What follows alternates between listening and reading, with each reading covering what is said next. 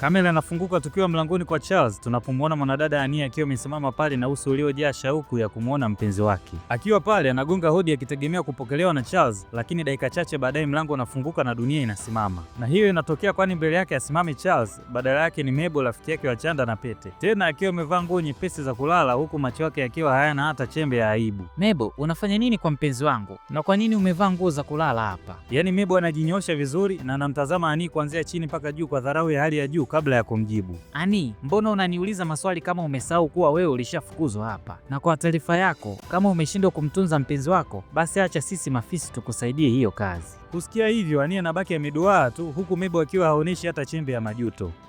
Hapa mjini hakuna rafiki, watu hawana muda wa kupoteza kabisa. Sasa ili kuelewa ni vipi marafiki hao walifika hatua hii, inabidi turudi nyuma kidogo mwezi mmoja uliopita. Na hapo tunahamia ndani ya chumba cha Mabel ambapo hali ya hewa imechangamka sio poa. Kwani tunamwona Mabel akiwa na mwamba Charles katika mahaba mazito kinoma. Wakiwa pale kwenye 6 kwa 6 ni kusifiana tu, kwani Charles anaonekana kalewa kabisa na mahaba ya Mabel. Na hiyo ikiwa ni baada ya Mabel kuonesha ufundi wake wote ili kuhakikisha Charles anamsahau Ania kabisa. Yaani ni affection kama zote ukijumlisha vicheko na ahadi za uongo. Wakati Mabel na Charles wa kila good time, kwa upande wa pili wa mji tunamwona Ania mjengoni kwake. Muda huo ni usiku wa manane na baridi ni kali kinoma, huku moyo wake ukimtuma ampigie Charles kujua alipo. Basi bila kupoteza muda anachukua simu yake na anamtafuta mwamba Charles. Upande wa pili huku simu ya Charles inaita lakini hakupokea kabisa, kwani yupo busy na mkodisho. Kwa upande wa Ania kukata tamaa kabisa, hivyo akapiga tena kwa mara ya pili, sema mwamba hakupokea. Upande wa Charles huku mwamba ameshakamatika sio poa, na Mabel haelewi yani, huku akiwa amejiegemeza kifuani kwa Charles. Na hapo anajua fika kuwa ni rafiki yake Ania ndo anayepiga simu, lakini badala ya kushtuka anazidi kumshawishi Charles waendelee kukiwasha. Ili kumpoteza mwamba anamnongoneza, achana na hiyo simu baby, focus kwangu. Je, ni nini kitaendelea? Ania atagundua vipi mchezo huu mchafu kabla ya siku ile ya mlangoni? Na je, Charles atazinduka au ndio kaishazama kwenye mtego wa Mabel? Usibanduke, stay tuned kwa scene inayofuata hapa hapa.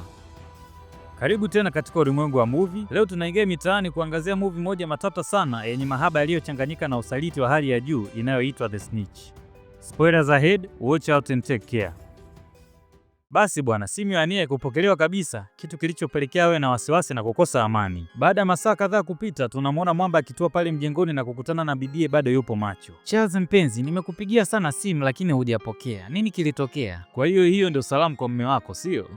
Na kwa kuwa mwamba hakutaka mambo mengi, tunamwona akikaa kwenye kochi kabisa. Basi katikati ya gumzo hilo, Ania anajishusha na kumkaribisha mwamba nyumbani, alafu baada ya hapo anamuuliza ni kwa nini alikuwa apokei simu zake. Mwamba haongei sana yani, nilikuwa kazini bwana. Lakini sio kawaida yako kutoka kazini kwa kuchelewa hivi, naomba uniambie tu ulikuwa wapi. Mwamba anavyoona swali limemkaba koo, anaamua kumkatisha mwanadada Ania ili asiulize maswali mengi, na wakati huo akimwambia kuwa amechoka sana na anataka akapumzike. Hapo kipande cha sebleni, Ania anabaki na maswali mengi sana kwa kuwa ameachwa kwenye mataa.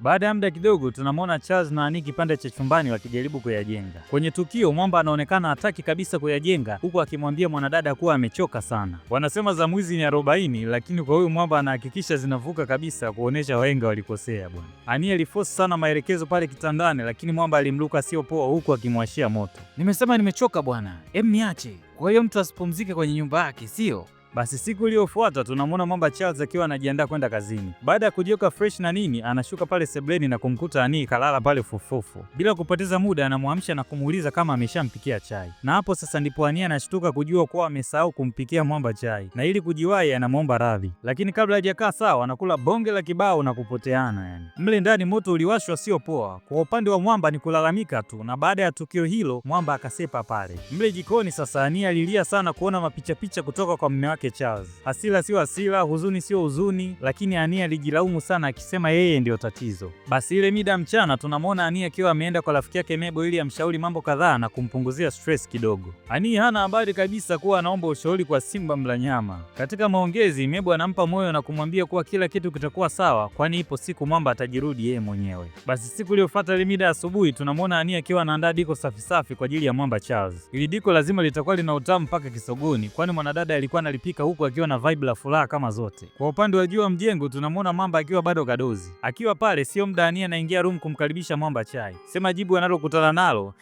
sio poa. Usina hamu ya kula tena. Kwanza nawahi kazini sasa hivi, nimechelewa sana. Yaani kila siku jua linavyochomoza ni mapicha tu kwa Ania kutoka kwa mwamba Charles. Baada ya kazi siku hiyo tunamwona Charles na Mabel wakiwa nakula good time pamoja na vicheko kama vyote. Tena bila kusahau love na affection za kutosha. Je, unaona kama mimi? Ndani ya muda huo Mwamba hana habari kabisa na mke wake. Baada ya masaa kadhaa tunamwona Charles akiwa mjengoni kwake kipande cha chumbani. Akiwa pale Mwamba haongei kabisa na wife huku akijiraza. Sema kabla hajalala Mabel anaomba kuongea naye na katika maongezi anaomba kujua kinachoendelea. Kwani kila siku Mwamba akitoka kazini anasema amechoka sana na anaona love ikipungua kati yao. Ani, nimeshakwambia siku hizi kazi zinanibana sana. Hapana Charles, sio kweli. Ni zaidi. Hili swala ni zaidi ya kazi. Unamaanisha nini kusema hivyo? Wewe ndio uniambie. Ani, ni kazi tu. Hamna kitu kingine, nimeshakwambia. Kwa hiyo siku hizi unafululiza kufanya kazi za usiku ikiwa ni pamoja na weekend. Baada ya kusema hivyo pale kitandani ilikuwa gumzo sio poa hadi wakaanza kubishana. Na ili kumkatisha kuuliza maswali mengine, Mwamba akambamiza bonge la bao huku akimuonesha nani mwenye nguvu pale mjengoni. Baada ya hapo Mwamba anavuta shuka na kugeukia upande wa pili. Basi siku iliyofuata tunamwona Mwamba akienda kumwamsha wife pale kitandani. Anavyomwamsha kistaarabu sasa unaweza sema akumpiga usiku uliopita. Ani kuamka hivi akawa anahisi bado yupo ndotoni baada ya kuona Mwamba amerudisha love na affection juu yake. Siku hiyo ilikuwa ni njema kweli hadi Mwamba akamwandalia chai na kumtengea mezani. Sema macho ya Ania yamejaa mashaka sana akiwa haamini kumuona Mwamba alivyo romantic siku hiyo. Sasa ili kumtoa mashaka, Mwamba anamwomba radhi kwa tukio la usiku uliopita ikiwa ni pamoja na mapicha ya nyuma. Huku akitaka waanze kulijenga upya penzi lao. Baada ya hapo hizo stories zinamfikia Mabel tena akipewa huo ubuyu moja kwa moja kutoka kwa Ania rafiki yake. Ania akiwa na furaha za kujenga penzi lake upya. Kwa upande wa Mabel tunamwona wivu na hasira vikiwa vimemjaa kuona mambo yanamnyokea rafiki yake. Bila kupoteza muda Mabel anampigia Mwamba Charles na kumwomba waonane siku hiyo baada ya kazi kwani anataka kuongea naye. Yaani Mabel anaforce sana kuharibu mambo kati ya Charles na Ania akitaka Mwamba aishi naye na kuachana na mke wake. Basi baada ya kazi kama kawaida Mwamba anaenda kukamilisha ratiba kwa Mabel rafiki wa mke wake. Na baada ya masaa kadhaa tunamwona Mwamba akirudi nyumbani usiku mwingi na kumkuta wife kalala pale sebreni akimsubiri. Kipande cha nyuma Mwamba ni kunyata tu ili asijulikane amerudi saa ngapi. Lakini asilolijua ni kwamba muda wote huo Ania alikuwa hajalala kabisa na alimsikia Mwamba akiwa anaingia pale mjengoni. Tukio hilo lilimuumiza sana mwanadada Ani kwani Mwamba amerudi kuonesha mapicha tena. Yaani pale sebleni ilikuwa ni majonzi na huzuni tu kuona mambo bado hayajamnyokea. Basi siku iliyofuata Ani akaenda kwa yule rafiki yake anayemshauri utumbo. Mabel naye hana nyingi kabisa kwani anaendelea kumshauri kinafiki tu akimwambia kuwa mpenzi wake ana cheat kwa mwanamke mwingine. Hakuishia hapo tu, akaenda mbali zaidi na kumshauri aanze kumfuatilia Mwamba ili ajue ana cheat na nani. Akijua dhahiri itapelekea Charles na Ani kuachana. Baada ya hapo tunamwona Mabel akiongea na kahaba mmoja kwenye simu. Katika maongezi anampanga kukutana na Mwamba Charles ili wamtege na kumpiga picha bila kujua na mwisho ionekane anamchiti mke wake Ani. Basi siku iliyofuata tunamwona Ani akiwa anatoka pharmacy. Akiwa kwenye hekaheka za kuwahi nyumbani, ghafla anakutana na rafiki yake wa kitambo sana kwa jina la Frank. Na kwa kuwa milima ikutani, Ani anafurahi sana kuonana na Mwamba baada ya muda mrefu. Wawili hao waliwahi kufanya kazi pamoja kipindi cha nyuma na urafiki wao uliiva sana kiasi cha kuwa karibu. Sema ndo kama hivyo, Mwamba alichelewa kurusha voko kwa Manzi na golden chance ikampita. Katika maongezi hapa na pale, Mwamba anamwachia business card yake ili waendelee kuwasiliana. Baada ya hapo tunamwona Mwamba Charles akitoka kwenye restaurant moja pale mjini Lagos. Na hiyo ni kwa ajili ya kukutana na mwanadada Jane ambaye alitumwa na Mabel. Jane alipewa za ndani kabisa kuwa ajifanye kama anataka kuwekeza kwenye kampuni anayofanya kazi Mwamba. Kitu ambacho kingemfanya Mwamba akae pale kwa muda mrefu ili wakamilishe jambo lao. Baada ya usiku kutawala jijini Lagos, tunamwona Ani kipande cha chumbani akizungusha ile business card ya Mwamba. Namna kama anataka kumpigia simu lakini Roy inakataa kwa kuwa ameolewa.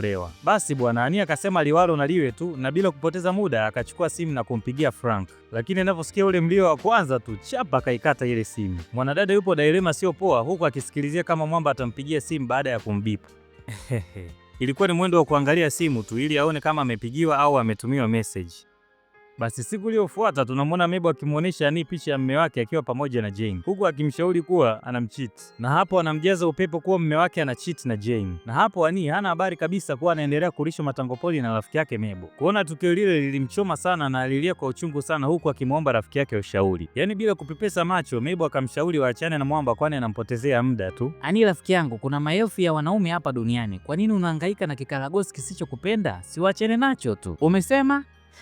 Ase, moto uliwaka. Mabel, una akili kweli? Najua mpenzi wangu ananicheat, lakini mimi sitowahi kumcheat kabisa. Ani, mimi ndo rafiki pekee ninayekushauri ukweli kila siku, na hilo unalijua. Kusikia hivyo tu, Ani akakosa cha kuongea kabisa. Baada ya hapo, tunamwona Ani akienda kuyajenga na mume wake. Charles, hivi tupo wangapi mpaka sasa uliotupanga kama nyanya? Mbona sikuelewi? Aha, usianze kona, unajua ninachokiongelea bwana. Okay sawa, niambie ni kitu gani? Aha, kumbe hivyo tu.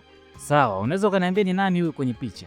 Ya, kumbe huyo. huyu mwanadada tulikutana naye kwa ajili ya ofa ya kazi tu. Na baada ya kuzungumzia kazi mkapelekana mpaka hotelini, si ndio? Ngoja kwanza, ni nani huyu anayekulisha uongo kiasi hicho? Na unaweza ukaniambia hiyo picha umeitoa wapi? Halo, mle ndani ilikuwa ni gumzo kweli kati ya Charles na Annie. Baada ya muda kidogo tunamwona Mwamba nyumbani kwa Mabel akiwa na hasira kama zote. Basi ili kumtuliza Mwamba, Mabel anamkumbushia mara ya kwanza kabisa walivyokutana. Na hiyo ikiwa ni siku ambayo Mwamba alitokea kuvutiwa sana na Annie ambaye alikuwa na kampani ya rafiki yake kwa muda ule. Sasa hapo ndipo wivu na kinyongo kilipoanzia, kwani mwanzo kabisa Mabel alikuwa anampenda sana Charles. Sema Mwamba moyo wake wote ulikuwa umetekwa na mwanadada Annie. Na kwa kuwa kipenda roho hula nyama mbichi, basi Mwamba Charles alimtongoza mwanadada Annie na wakawa katika mahusiano na mwisho wa siku kuoana. Na siku zilivyoenda, Mabel hakufurahishwa kabisa kuona mahusiano kati ya Charles na Annie. Tukio hilo lilimuuma sana Mabel, ndio maana tokea siku hiyo alikuwa akitafuta njia yoyote kuwatenganisha wawili hao. Hakika kikulacho kinguoni mwako. Basi siku iliyofuata pale kipande cha Sebreni tunamwona Annie akiwa ametulia huko akichat. Yaani muda na Mwamba hana tena, sijui amechelewa kurudi, sijui amewahi, kwa Annie yeye ni fresh tu. Basi siku zinaenda na ukimya unazidi kutawala tu mle ndani ya mjengo kiasi cha kumshtua Mwamba Charles akihisi anaibiwa. Halo, ni mwendo wa kimya kitupu tu. Yaani yale maswali sijui umetoka wapi, mara kwa nini umechelewa, yote hayapo. Yaani Mwamba aliogopa sio poa. Kwani ukiona kobe kainama basi ujue anatunga sheria. Basi siku iliyofuata tunamwona Annie akifuata ushauri wa rafiki yake Mabel kuwa kuna maelfu ya wanaume. Na muda wote huo hajui kabisa yupo kikaangoni. Basi bila kupoteza muda, Mabel anapanga kumkutanisha na mapedeje wenye pesa kindoo, ikiwa ni kama njia ya kumtoa stress za ndoa yake. Mabel ni kutafuta namba tu, na bila kusahau wazee wa mishangazi. Na katika hayo mazungumzo anamwahidi kuwa hilo jambo atalitunza kama siri kati yao.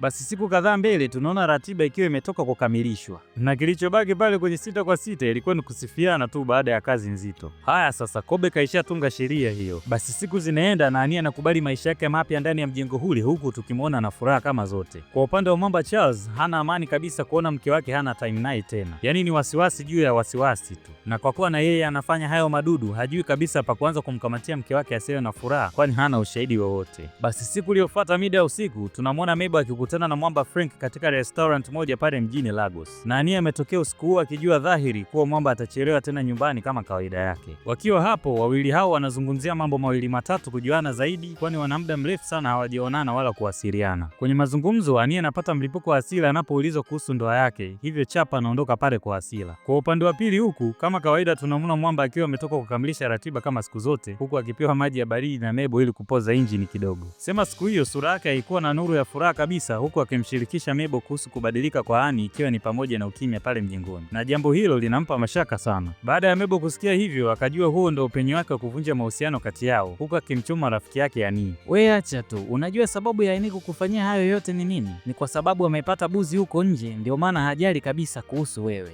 Na ili kuongeza chumvi kwenye mboga, anamuonesha picha ya Annie akiwa na mwanaume mwingine. Mchizi kuona ile picha aliumia sana kumuona Annie akiwa na mwanaume mwingine. Basi bila kupoteza muda, Charles anarudi pale nyumbani na kumwashia moto Annie, huku akimuonesha na ile picha yake akiwa na mwanaume mwingine kama ushahidi. Halo, alikunjwa mtu pale hadi mwanadada akaomba radhi ili amuelezee Mwamba. Na katika machungu na majonzi, Annie anamlaumu Mwamba akisema kuwa yeye ndo amepelekea yote hayo kutokea. Unatoa wapi ujasiri wa kusema mimi ndio nimesababisha? Lakini wewe ndio ulianza haya yote kwa kurudi nyumbani usiku karibia kila siku, na nikikuomba muda wako hutaki kabisa hata kuniangalia. Kuongea hivyo tu akala kibao kingine. Mle ndani palikuwa hapakaliki kabisa, na bila kupoteza muda Mwamba Charles akamfukuza Annie nyumbani kwake. Annie aliomba sana msamaha kwa Mwamba, lakini hakutoboa kabisa hata kidogo. Kwa kuwa amefukuzwa kwa mpenzi wake, Annie hakuwa na sehemu nyingine ya kwenda kabisa, tofauti na kwa rafiki yake Mabel. Alipofika pale mjengoni kwake, alimwomba amstiri angalau kwa usiku mmoja. Sasa ili kuepusha kushtukiwa kuwa analala na Charles, Mabel anamwambia kuwa sponsor wake Philip anatokea pale siku hiyo, hivyo hataweza kumstiri kabisa. Na kwa kuwa mwanadada hana chaguo, akachomoka pale na kwenda kutafuta hoteli kipande cha mjini ili ajistiri kwa siku chache wakati anaweka mambo yake sawa. Basi siku iliyofuata ile mida asubuhi, simu ya Annie inasikika ikiita. Na Mwamba anayepiga simu kwa wakati huo ni Frank. Kwa madai kidogo anajichelewesha kuipokea, lakini anabadili mawazo. Hello, mambo vipi Annie? Nimejaribu kukupigia mara nyingi sana lakini huokoti simu zangu kabisa. Vipi, upo sawa? Frank, naendelea vizuri tu, pia ni mzima wa afya. Sema hapa katikati nilikuwa busy sana. Vipi kwa upande wako, unaendeleaje? Bado siko sawa tu, ile siku umeondoka pale restaurant kwa Sila. So nataka tuongee. Frank, unataka kuongea nini tena? Si nilikwambia tokea mwanzo nimeolewa. Naelewa, lakini naomba tuonane tu ili angalau tuweke mambo sawa. Nimeisha kwambia naendelea vizuri Frank. Mwamba alibembeleza sana manzi mpaka ikalainika mzee. Sawa, tutaonana lakini sikai sana. Baada ya hapo tunamwona Annie na Frank wakiongea katika restaurant moja ikiwa ni mida ya usiku. Katika maongezi mwanadada anafunguka na kueleza machungu yote kwa mwamba Frank, ambaye anampa moyo na kumwambia kuwa kila kitu kitakuwa sawa. Upande wa pili huku tunamwona Charles na Mabel wakiwa wanakula good time tu. Katika momenti ile Mabel anamshauri mwamba ampe Annie talaka ili wafunge ndoa nyuma ya mgongo wake. Mjini ni kukaa makini tu. Basi siku iliyofuata tunamwona Annie akitokea kipande cha mjengoni kwa mume wake Charles. Akiwa pale tunamwona akibisha hodi mlangoni kwa mpenzi wake. Dakika sio nyingi mlango unafunguka na anashangaa kumwona rafiki yake Mabel yupo kwa mpenzi wake. Hapo si ndio kashikashi zikaanza. Mabel, unafanya nini kwa mpenzi wangu? Tena ukiwa umevaa nguo za kulala. Annie, mbona unauliza kama umesahau kuwa ulifukuzwa hapa? Mabel hakuishia hapo tu, kwani alimkashifu pia. Na kwa kuwa umeshindwa kumtunza mpenzi wako, ngoja maafisa wakusaidie kufanya hiyo kazi.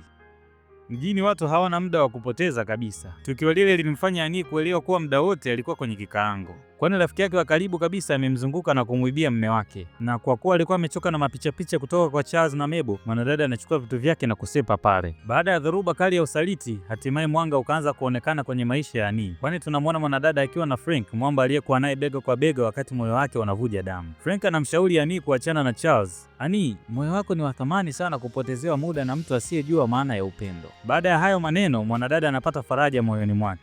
Siku zinasonga na vidonda vya Annie vinaanza kupona pole pole, tukimwona Annie na Frank wakila good time pamoja, huku furaha ikitawala na urafiki wao ukianza kuchipua maua ya mahaba. Annie anajisikia salama sana kuwa karibu na Frank, ikionyesha kwamba anapendwa sana. Wakati Annie akisherekea amani, kule kwa Charles na Mabel mambo yanageuka kuwa ya moto. Unaambiwa issue ilianza kwenye remote ya TV tu, lakini ikawasha moto ambao haukuzimika, kwani pale kipande cha sebleni vurugu mechi inaanza baada ya Charles kufoka kama kichaa akiulizia remote. Na kwa upande wa Mabel ambaye alikuwa ameshavua ngozi ya kondoo, anamrushia maneno mazito yanayomchoma mwamba kama pasi ya mkaa. Lakini kabla Mabel hajamaliza sentence yake, anakula kimoja cha uso. Mabel haamini macho yake kabisa, kwani yale mahaba ya 6 kwa 6 yamegeuka kuwa kama barafu juani, kwani Charles hamtaki tena. Na bila kuchelewa mwamba akasepa pale akimwacha Mabel akinong'onika kwa uchungu. Baada ya hapo, ikiwa ni mida ya usiku katika restaurant moja pale mjini, tunamwona Charles akiwa amekaa meza moja na Annie. Charles anaonekana mnyonge sana, akijaribu kumwomba msamaha Annie, akitaka warudiane na kuweka mambo sawa. Lakini Annie wa sasa sio yule wa zamani, anamtazama Charles machoni bila kutikisika na kumwambia, Charles, nimeshachagua maisha mengine na haya maisha haumo kabisa. Na baada ya kusema hivyo anasepa pale. Kwa upande wa mwamba Charles anabakia kwenye mataa tu na moyo wake ukiwa mtupu kama mfuko wa mnyonge. Basi siku kadhaa mbele mambo ni moto kati ya Annie na Frank. Wakiwa chumbani, Annie anamtupia Frank jicho la mahaba, yaani lile jicho linalosema maneno 1000 bila kutoa sauti yoyote. Frank anageuka na kumwona, aisee, aliduaa sio poa, huku moyo wake ukimluka.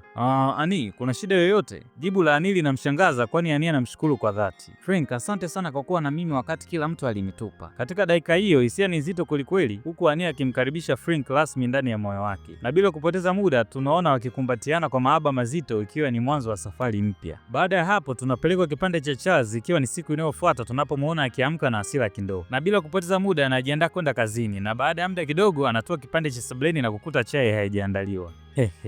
Alo, hasira za kukataliwa na Annie na dharau kutoka kwa Mabel zilimlipuka kichwani kwake, sio poa. Na hapo hapo alikiwasha tena, huku akimpiga Mabel bao la nguvu. Lakini safari hii Mabel akamrudishia pigo. Na hapo si ndipo mambo yalipoharibika bwana, kwani Charles alipanda na mizimu ya kwao na kumsambaza Mabel na kipigo cha mbwa mwizi mpaka mwanadada akapoteza fahamu hapo hapo. Kuona vile Charles anapoteana sana, akidhani kwamba ameshamkatisha moto mwanadada, hofu inamtanda huku akikimbizana mle ndani. Na hapo ndipo tunaona mchezo wa usaliti ukikaribia mwishoni, kwani kwenye sini ya mwisho inatuhuzunisha tukimwona Mabel akiwa kwenye kiti cha walemavu. Mwanadada amepondeka vibaya mno, hana tena ule urembo uliokuwa unamvutia Charles hapo mwanzoni. Yaani amekuwa nyang'ali, mlemavu wa maisha baada ya kipigo kile. Charles naye amepoteza kila kitu, na kwa upande wa Annie amepata furaha mpya. Na hapo ndipo mwisho wa filamu yetu ya The Snitch. Funzo ni moja tu, usimdharau rafiki yako kwa anasa za muda, maana malipo ni hapa hapa duniani. Kama umeipenda simulizi hii, usisahau kulike, kushare, kucomment. Until next time, stay safe. Hala, over and out, my familia.